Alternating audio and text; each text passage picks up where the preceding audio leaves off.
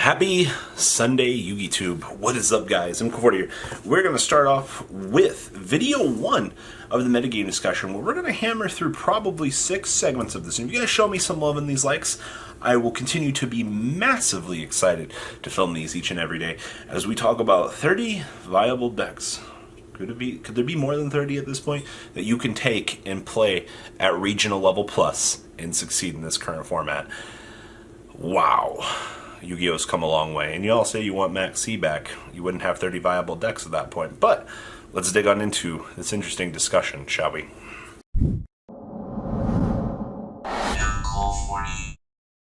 Alright, the first deck we need to talk about on this bad boy is Salad. So, Salad had the highest representation coming out of the YCS in Dusseldorf. Wunzeldorf and Dusseldorf. And that highest representation is great because the deck is budget. And budget means more players are going to get the chance to play the game. Alright? But this deck single-handedly shifted the power scaling of the format from a potential going second format right straight back to going first. And that really hurt the going second decks. We had a lot of decks that were going to get the chance to play going second, but because of Salad's pure existence, the ceiling of this deck being able to set an Icarus attack and set a Solemn Judgment-esque card really messed up the game. No, I mean, the deck's overall power play is ending on an 1800 body that can be protected essentially once per turn from destruction, and a couple of other cards and hand traps in the hand. Most decks in the current format can't play around that. You need to use your you need to use your hand traps to counteract what they're doing and things like that. Now, because of this, you know, we've seen a rise in things like DD Crow, Ash, Droll, and Lockbird, all being possible counter picks to this. And the deck has a unique system of kind of just recurring itself. So, honestly, in terms of going first boards that this deck can actually make, it is really cool just to see what this deck can do. Once again, it's very budget for the most part. I mean, but besides, you know, the $3 $10 cards that you need, right? Smiley face. So yes, Salad, no matter what event you're going to or you're going to be playing against, understand that there's going to be a very high representation of Salad, especially in regional level at this point. I can't stress that enough. Like, Salad is the best deck. And to the one person who's going to comment and say, why are you calling it Salad? It's the current meme going around, all right? Salamangreat is Salad. Now, next up is Danger Thunder. Now, this deck evolved the most. What was it? Before YCS Chicago, we saw that the deck was actually playing, you know, Titans, things like that. It was just your standard Thunder deck with fusion and spells. Now, going into YCS Chicago, we saw the deck kind of start to evolve, heading more towards Sekka's Light. And there was a lot of opposition. I mean, a lot for people wanting to still play Titans, still play Fusion. But we started to realize that Sekka's Light was just better. Like, the pure Thunder Dragon deck had so many issues. Like, I understand Egg was great, and Egg did a lot for the deck, but Danger Thunder kind of started to prove its worth as good stuff deck started to kind of emerge. Like, you play the Danger package, you play the Thunder Engine for Colossus, and then you kind of become Ed's deck, which is just kind of the attack deck. You do a lot of really integral things throughout the course of your turn, producing large monsters, and you just kind of win the game. And that's what I said, like, the variant of Thunder that we saw exist will still do good on regional level. Oh, absolutely. There's no reason that it won't. But because of the way that the format has shifted, we've seen that, you know, yes, it'll still perform. Yes, it still does good. But it's not as good as it actually is. Now, the people that spent $500 on their Danger Cores are getting massively rewarded because the Danger Core is, in essence, so powerful. Why did you have to make an entire archetype of cards that all allow to draw on discard? Or an effect. I'm just saying. That was really stupid. And I really hope that we don't have to deal with more of those. But yes, Danger Thunder definitely being up there is one of the better decks. Now, on that same equation is Danger Orcust. Yep, Orcust, baby. So, what happens when your opponent summons 2 monsters and a Nightmare comes on the field? You start to cry because your opponent's going to then turn it into a Mermaid, and the Mermaid's going to discard a card and summon out the big Nightmare Orcust. And then from there, you're going to just watch your opponent summon a bunch of monsters and kind of start beating you down. Same concept as the attack deck.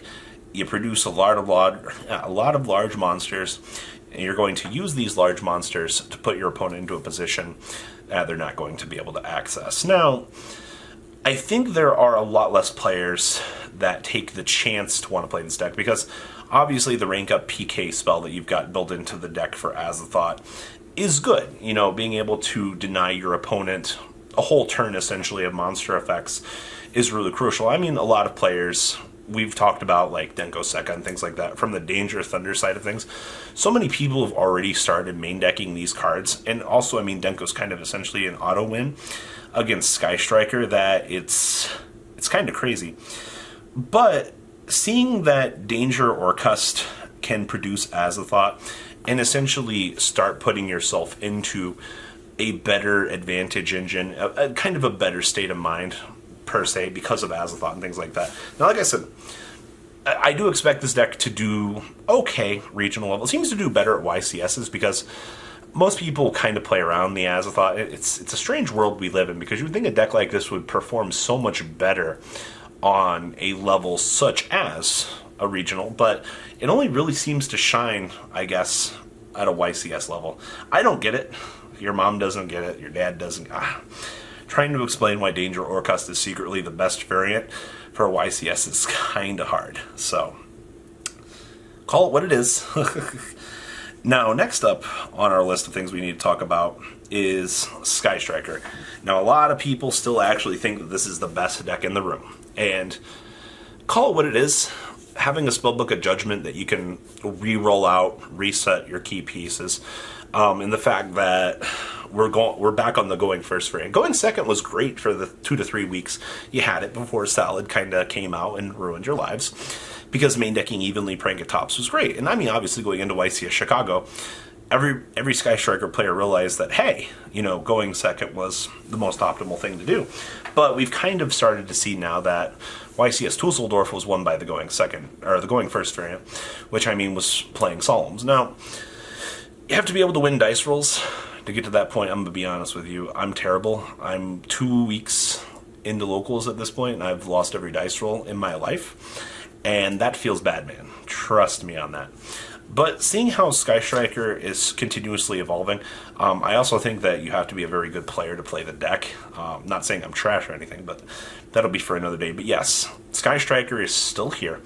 A lot of people still believe it to be the best deck in the format, just because it's toolbox ability. When your entire deck gives you access to everything, obviously you're going to have to play around pesky cards that are going to try to stop you. Joel Knockbird, shout out to you for always being there to ruin everybody's life. But yes, having an entire archive of surge ability, having consistency. Honestly, I think out of every deck on here, Sky Striker is probably the most consistent. Salad's probably the second most, but I mean, Salad does have a very big tendency to brick, and it's kind of crazy how badly, like when that deck bricks, it's unplayable. Like, I mean, Sky Striker's bricked, they kind of can go places.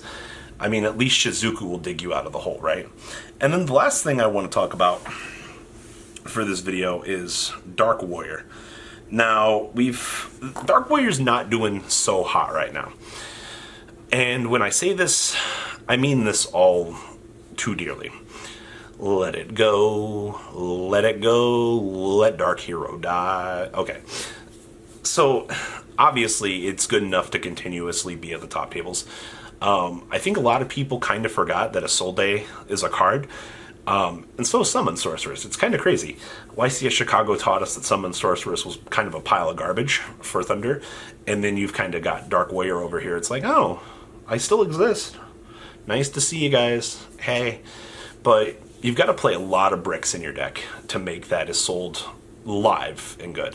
Now, obviously, there are good equipped cards just for generic revivability and things like that. And you can still go off into several lines of play. We saw it at YCS Dusseldorf that the deck is still alive and beating.